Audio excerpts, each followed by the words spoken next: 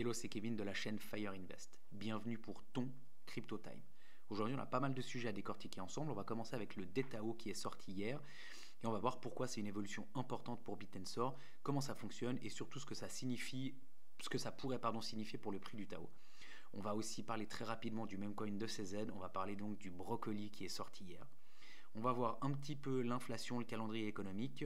On va aussi parler du Fear and Greed Index, un petit tour rapide sur le X de Fire Invest et surtout de l'analyse graphique sur TradingView, que ce soit le prix de certains tokens ou alors aussi tout simplement de certains indices. Installe-toi bien, prends un café, c'est parti.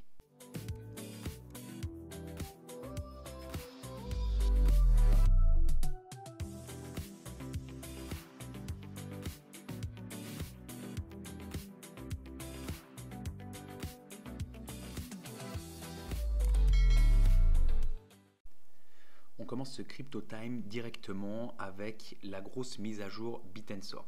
Donc depuis hier, Bitensor a lancé le Dynamic TAO, donc DTAO, et c'est une mise à jour qui change pas mal de choses pour rendre le réseau plus efficace et encore plus décentralisé. Donc qu'est-ce qui va vraiment changer? Ce qu'il faut déjà comprendre, c'est que chaque sous-réseau a son propre token, donc un DTAO. Avant, tous les réseaux ils fonctionnaient uniquement avec du TAO. Maintenant, chaque sous-réseau a son propre DTAO, une sorte de mini token lié à son activité. Donc tu pourras stacker tes TAO pour obtenir des DTAO. Si tu crois en un sous-réseau spécifique, donc en fonction de tous les subnets qu'il y a, tu vas pouvoir choisir celui sur lequel tu veux poser tes TAO en stacking. Et en échange, tu obtiens des DTAO de ce sous-réseau qui peuvent potentiellement prendre de la valeur si ce réseau devient performant. Donc tu as bien compris que déjà là, il y a une grosse différence. Et il faut bien comprendre que c'est un marché automatisé pour fixer les prix. Chaque sous-réseau fonctionne un peu comme une bourse interne. L'offre et la demande définissent automatiquement la valeur de ces DTAO à lui. Plus un sous-réseau est utilisé et utile, plus son DTAO prend de la valeur. Les récompenses, elles sont dynamiques. Plus un sous-réseau est performant, plus il reçoit de nouveaux TAO. Et ça incite les sous-réseaux à proposer des services de qualité et à attirer du monde. Donc là, tu le vois ici sur la vidéo, donc on est directement sur Taostat. Tu vas pouvoir aller lire et puis un petit peu voir toutes ces informations. Moi, en tout cas, je te fais un petit résumé un petit peu succinct. Il faut vraiment comprendre que c'est important parce que ça rend le réseau Bitensor plus juste et compétitif. Les sous-réseaux les plus utiles y prennent plus de valeur naturellement et les investisseurs et utilisateurs ils peuvent choisir où placer leur TAO pour maximiser leurs gains. En gros, cette mise à jour, elle transforme Bitensor en un écosystème plus libre et orienté marché, où chaque sous-réseau il peut exister comme une mini-économie indépendante. Donc voilà, ça c'est vraiment quelque chose qui évolue depuis hier soir sur TAO. Et moi je pense que c'est quelque chose d'ultra bénéfique parce qu'on voit que maintenant il y a plus d'une soixantaine de subnets. Et donc c'est comme s'il y avait presque 60 tokens différents liés à TAO. Donc ensuite, comme je le disais avant, on va faire un petit tour sur ce petit meme coin Broccoli. Alors, on voit des chiffres, 6,5 millions de dollars en 20 minutes, mais il faut faire ultra attention. En gros, CZ, donc c'est le CEO de Binance, pardon, il a juste dit il y a quelques jours qu'il allait annoncer le nom de son chien. Il a annoncé le nom de son chien, il s'appelle Broccoli. Et il y a des gars, justement, ils ont fait des tokens, des meme coins, du nom de Broccoli. Et donc, il y a plein de trucs. Là, j'ai vu justement tout à l'heure, il y a un meme coin qui est listé carrément sur BitGet, mais avec ce genre de truc, moi personnellement je vais jamais là-dessus parce que c'est le meilleur moyen pour perdre ses thunes, donc il faut faire vraiment gaffe, vraiment. On va venir sur des choses un petit peu plus sérieuses, on va parler un petit peu de l'inflation. Sur Trueflation, on voit qu'on est à 2,06%. À très peu de choses près, on est à l'objectif de la Fed pour baisser les taux. Je le répète, comme je l'ai dit dans l'autre Crypto Time aussi, il y a quelques jours, ou même sur X aussi, Trueflation, ils ont entre 40 et 45 jours d'avance sur les datas réelles. Donc les datas qu'on a vues typiquement mercredi qui n'étaient pas hyper bonnes sur l'inflation, c'est les datas de début janvier. Donc pour le moment, on n'a pas encore cet effet-là qu'on a eu dès le 1er février, cet effet de base. Donc ça, on aura cet effet-là, soit sur les chiffres du PCI courant mars, mais je crois que c'est mi-mars, donc à très peu de choses près, dépend comment, on n'y sera peut-être pas encore, mais en tout cas en avril, c'est sûr qu'on aura ces chiffres-là, et donc là forcément, la Fed, ils seront obligés de prendre en compte que l'inflation baisse et qu'elle est vraiment au taux, elle est vraiment à l'objectif, et donc à partir de là, normalement, les taux devraient commencer à s'assouplir. En tout cas, le discours de Jérôme Powell devrait commencer à s'assouplir et les taux devraient baisser. Selon moi, ma parole n'engage que moi, mais je pense qu'il y aura entre 2 et 3 baisses des taux cette année, et j'en suis intimement convaincu. Alors, si on fait un petit tour sur le calendrier économique de cet après-midi, on voit qu'il y aura de la vente au détail principale, donc mensuelle, et de la vente au détail aussi mensuelle, donc pour janvier. Et on voit que pour le moment, il y a une petite baisse qui est pricée. Les précédents étaient les deux fois à 0,4. Et là, sur la vente au détail, elle est à moins 0,2. Donc, ça devrait vraiment calmer. Et sur la vente au détail principale, elle est à 0,3. Donc, on espère vraiment que ces statistiques, elles vont en tout cas être matchées avec les statistiques prévues parce que ça montre quand même qu'on est sur un ralentissement. Et donc ça forcément, c'est bien parce que s'il y a moins de ventes, ça veut aussi dire que l'économie américaine ralentit un petit peu. Et donc ça, c'est bon pour l'inflation. Ça évite que ça pousse trop justement, que ça tienne trop cette inflation aux États-Unis. Ensuite, si on passe sur CoinMarketCap, je voulais juste faire un petit tour sur le Fear and Greed Index. Pour le moment, on est toujours tout proche de la borne. On est même toujours sur de la peur. Donc ça, c'est vraiment un point sur lequel je voulais revenir aussi. Pour moi, on n'est absolument pas sur un top de marché. C'est pas possible, pas dans cette peur-là. On sera dans un top de marché quand vraiment tout le monde en parlera, quand tu iras acheter... tu iras changer tes pneus pour mettre tes pneus été et puis on te parlera du Bitcoin au lieu de te changer les pneus. Enfin voilà, là on n'est absolument pas à ce moment-là. Donc pour moi, tranquille, calme. Pour le moment, il faut juste se relaxer un petit peu. Et si c'est trop stressant de regarder ce portefeuille tout de suite, déconnecte un petit peu. Et justement, pour faire un petit peu la liaison, j'en ai parlé hier. J'ai fait d'ailleurs un tweet ici pour dire que les marchés ils sont sur le point d'exploser. Moi, j'en suis intimement persuadé. Et aujourd'hui, je suis plutôt confiant sur la suite. Pourquoi ? Parce qu'en regardant derrière le rideau, on voit clairement ce qui se passe. Manipulation de marché. Les market makers ils maintiennent les prix bas pour que les grosses baleines elles puissent encore accumuler. Les ETF ils se multiplient. L'adoption institutionnelle continue de s'accélérer. Il y a des demandes d'ETF sur plein d'altcoins. Le S&P 500 et le Nasdaq ils flirtent avec leur ATH, signe que la confiance elle reste intacte. L'inflation réelle, comme on l'a vu, elle est bien plus basse que les chiffres officiels que Powell il a donné mercredi.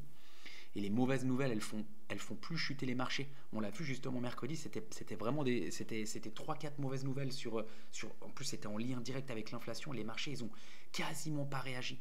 Donc vraiment, coupe les écrans si en ce moment tu es un petit peu stressé avec tout ça, parce que tout indique vraiment qu'on est sur le point d'exploser et qu'on est sur une bonne... qu'on va arriver sur quelque chose de vraiment beau, on va dire ça comme ça. On va passer sur TradingView, on va commencer un petit peu avec le Bitcoin.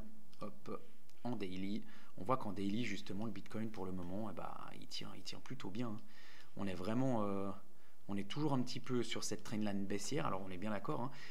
On est toujours un peu sur ce milieu de range. Alors on voit que là il y avait très peu de volatilité ici pendant quelques jours. Là on voit qu'on en a déjà un petit peu plus.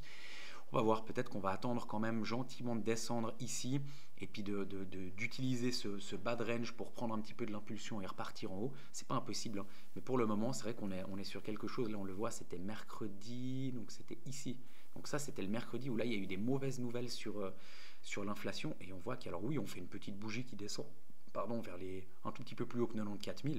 Mais il n'y a rien d'inquiétant du tout. On finit même à la hausse la journée. Donc vraiment, à ce niveau-là, tous les éléments laissent penser qu'on est plutôt dans le bon. On va passer sur la Bitcoin dominance. Et là aussi, la Bitcoin dominance, alors on va déjà la mettre en 4 heures. On voit qu'en 4 heures, hop, on avait ce canal descendant là qu'on a cassé par le bas. Donc ça, c'était très bien.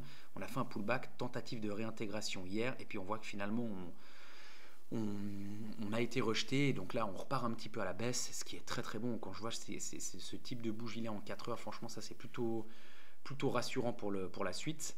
Si on reprend en daily, on voit que là typiquement on est en train de réintégrer un canal ascendant qu'on avait cassé par le haut justement en début de semaine avec cette énorme mèche qui est comme un marteau aussi en daily, mais qu'on a eu beaucoup plus en hebdomadaire, qu'on va voir juste après.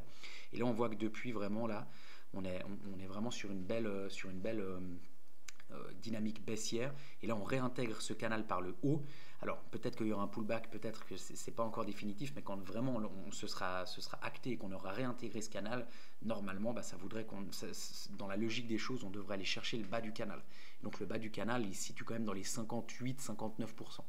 Donc c'est quand même assez intéressant. Donc on va rester un peu attentif là-dessus pour voir un petit peu comment se passe cette Bitcoin dominance. Et puis si on revient là justement en hebdo, donc en weekly, hein, on voit qu'ici on avait cette shooting star ici, ce qui est normalement indique un changement de tendance. On était dans une dynamique haussière, on devrait repartir dans une dynamique baissière.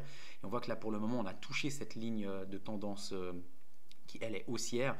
Et si par contre on arrive à la casser comme ici, bon, on voit que là quand on l'avait cassé, ça on l'avait cassé franchement et ça avait fait du bien aux altcoins et on voit que c'est vraiment une ligne haussière qui nous tient depuis septembre 2022. Donc on la voit, hein, quand on la casse, c'est assez bénéfique. Et là, il faudrait vraiment qu'on arrive à la casser bien franchement pour qu'on puisse partir sur notre tant attendu altcoin season. On va faire un petit tour sur Tao. Pour le moment, sur Tao, on voit qu'on est toujours sur une grosse résistance ici. Elle n'est pas briquée, hein, elle nous sert vraiment de résistance, mais on voit que pour le moment on a quand même un petit peu de peine. Si on vient un peu en daily, on est toujours dans un canal un petit peu descendant. On voit qu'on est tout proche justement de cette résistance là, donc il faudra voir dans les prochains jours si vraiment elle nous sert de résistance et qu'on arrive à repartir à la hausse avec toutes les bonnes nouvelles qu'il y a, avec les DTAO comme on en a parlé avant. C'est vraiment pas impossible. Et je voulais juste un petit peu aussi faire un petit tour, mais vraiment rapide, hein, sur le Nasdaq. On est collé à l'ATH, on est à moins d'1% dans l'ATH. S&P 500, pareil, on est même encore peut-être plus proche. Donc là, on est vraiment sur quelque chose d'hyper intéressant et je pense que les marchés nous préparent quelque chose de brutal ces prochains jours, ou en tout cas prochaines semaines. On va juste regarder le dollar aussi parce que ça c'est aussi très important parce que forcément si le dollar il baisse, les gens ils ont tendance à partir sur des actifs un petit peu plus risqués. Et là on voit aussi que justement là le dollar on est sur une belle dynamique baissière. Hier on a eu une très très grosse bougie là, donc on a déjà touché le bas du canal et là ce serait aussi hyper intéressant de casser ce canal descendant par le bas. Et puis comme ça on a vraiment une grosse baisse sur le Dixie et ça ce serait vraiment top pour la suite. Et encore, comme d'habitude, pour terminer, j'aimerais juste finir. Alors, je vais mettre en weekly. Hop. Et là, on voit quand même, c'est vrai, j'avoue, un petit ralentissement cette semaine. Hein. On voit que cette semaine, pour le moment, il n'y a pas énormément de nouveaux stablecoins au niveau de l'USDT et de l'USDC qui sont arrivés sur le marché. Pas de panique, hein, c'est normal. Alors, c'est clair qu'on préfère voir ces grosses bougies parce que forcément, là, ça amène beaucoup de liquidité sur les marchés. Mais là, c'est vrai qu'il y a eu un petit calme. Je pense aussi qu'il y a certains investisseurs ou même certaines institutions qui, pour le moment, attendent un petit peu de voir la direction que va prendre le marché pour pouvoir peut-être réinvestir directement sur le marché à risque que sont les crypto-monnaies. Et voilà, on a fait le tour des sujets du jour. J'espère que ça t'a plu et que tu as trouvé ça utile. Si c'est le cas, pense à t'abonner à la chaîne, ça me soutient énormément et en plus, c'est totalement gratuit. N'oublie pas de liker la vidéo, de laisser un commentaire pour me dire ce que tu as pensé et surtout de me suivre sur X pour ne rien louper des actus et analyses en temps réel. Merci à toi d'être là. On se retrouve très vite pour un nouveau Crypto Time. D'ici là, n'oublie pas, agis aujourd'hui pour devenir demain.